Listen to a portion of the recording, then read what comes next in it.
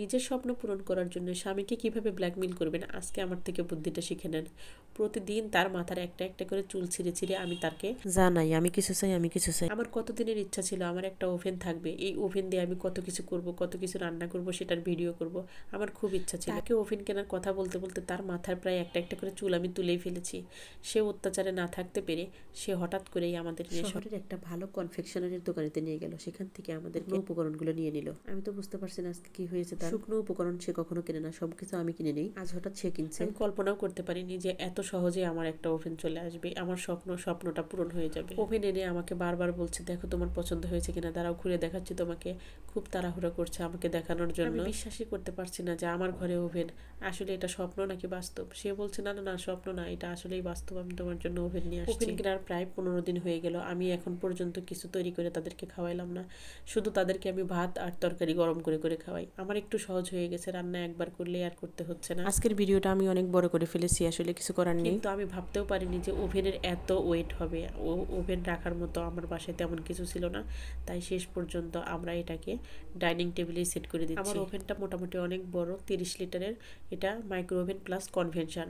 এখানে সব কিছু করা যাবে, গ্রিল পিৎজা সব কিছু করা যাবে। বাসায় সব সময় রেস্টুরেন্টের মতো ঘ্রাণ হয়ে থাকছে, সব কিছু রান্নাবান্না করা হচ্ছে।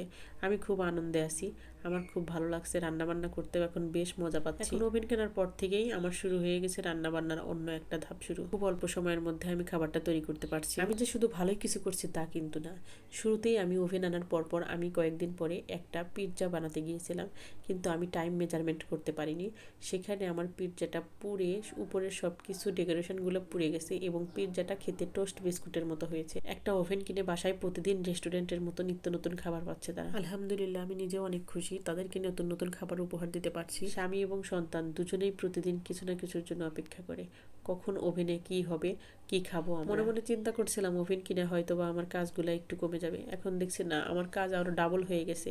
এক ভাত রান্না, তরকারি রান্না, তারপরে আবার বেকারি আইটেমের কিছু বানানো। প্রতিদিন চলছে আমার 2 ধরনের রান্না। মানুষের চাহিদার কোনো শেষ নেই, কেউ শখের বসে করে, কেউ বিলাসিতা। আনার সাথে সাথে টেস্ট করার জন্য ফ্রিজে কিছু মাংস ছিল, আমি সেটাকে গরম করে নিয়ে তাদেরকে খাবার দিচ্ছি। আমি লাইফে ফার্স্ট টাইম ওভেন ইউজ করছি। আমি কখনোই এর আগে ওভেনে কোনো কিছু তৈরি করে নিয়ে নিজের মতো করে ওভেন ব্যবহার করে কেমন লাগে এটা কখনো বুঝতে পারিনি। খাবার তৈরির পাশাপাশি টাইম মেজারমেন্ট করাটাও অনেক জরুরি। আমরা অনেকেই অনেক কিছু জানি না, শিখে নিতে হয়। শখের জিনিস হাতে পেয়ে হাসিতে ঝলমল করছে আমার মুখটা, দেখলে বুঝতে পারতেন আমি কতটা খুশি হয়েছি। সবার প্রথম আমি শুকরিয়া আদায় করি উপরওয়ালার কাছে, আল্লাহ তাআলার অশেষ রহমতে আমি এটা কিনতে পেরেছি। সবাই আমাদের জন্য দোয়া করবেন। ভিডিওটা ভালো লাগলে লাইক দেবেন এবং মজার মজার রান্না পেতে চাইলে পেজটিকে ফলো দিয়ে পাশে থাকবেন। আজকের মতো এই পর্যন্তই। ভালো থাকেন, আল্লাহ হাফেজ। দেখা হবে অন্য কোনো ভিডিওতে।